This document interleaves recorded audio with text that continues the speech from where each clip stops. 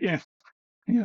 Apart from that, I'd have to say it'd be the macOS X root pipe vulnerability, which became public, I believe, in 2015. It's one of those named vulnerabilities. I never understood why people name vulnerabilities. It always seemed cringe, but people do. Well, yeah, it became public in 2015, but the original bug I found in June 2010, I believe. I was a Okay. contractor at the time for somebody that you could look up, but I'm not going to say who it was.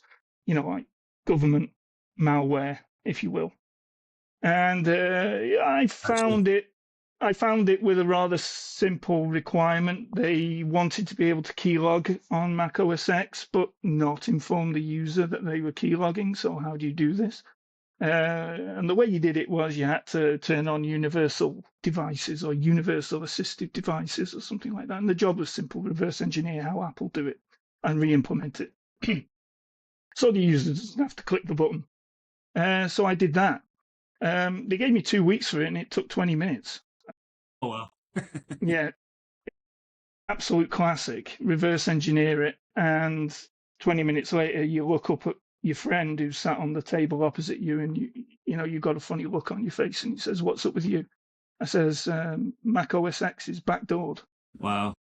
You can write any file to any location, owned by root, with any permissions." Oh wow. So not only had we figured out how to turn the keylogger on, we figured out how to install the malware at the same Wow. time. Without permission. Yeah, and that was 2010, so it stayed 0 day for 5 years. I Oh did wow. use it. I did use it on stage once, the Trustee Rapport 44con presentation. If you watch it, no one ever noticed. I mean, this is whenever I do a conference or something, I always hide something in it as a troll for people that really pay attention. That does But not no one ever surprise know. me by you, Yeah, Neil. but no one ever noticed this. And if you listen to the 44con presentation, at one point I say something along the lines of, I'm paraphrasing, and now I'll use a backdoor in OS X to make this owned by root, and no one took notice. But but that's the vulnerability I was using, root But you pipe. actually did. Wow, that's cool. Is there a CVE associated with this one? Yeah, You know, certainly should be. I would like to read more about it. Of course, it's not even on the Wikipedia page for it. CV 2015-1130. 2015 1130. Very cool. Yeah, Awesome. the other bugs I'll skip over were NetIQ endpoint, which an exploit which was particularly cute for several reasons. That stayed 0 day for 16 years, so Wow. I kept that one. The DNE Deterministic Network Enhancer 2000, which was a Windows kernel bug, which hit all Cisco VPNs.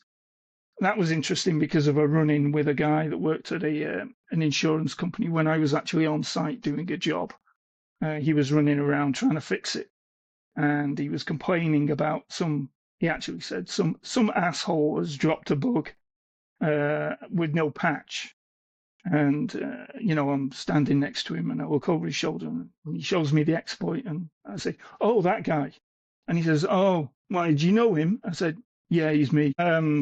Which was interesting. It led to an I interesting bet. conversation, yeah, about the morality of vulnerability research, etc. Yeah, the other one was the FreeBSD K-timer kernel exploit, which earned me a rather ignominious mention in a hacker e-zine by a group by the name of Zero for Owned, who in 2009 owned Dan Kaminsky. At the end of the zine, they expressed their hatred for me and told me to quit security. The funny thing is, if you look back through the zine, you realise that Dan Kaminsky was running FreeBSD 7 on his mail server. So you might ask, are you biting the hand that fed you? Where did you get that exploit from? Right. So yeah, they're telling me to quit security while potentially simultaneously using the exploit that I may or may not have provided. So, yeah, those would be the biggest.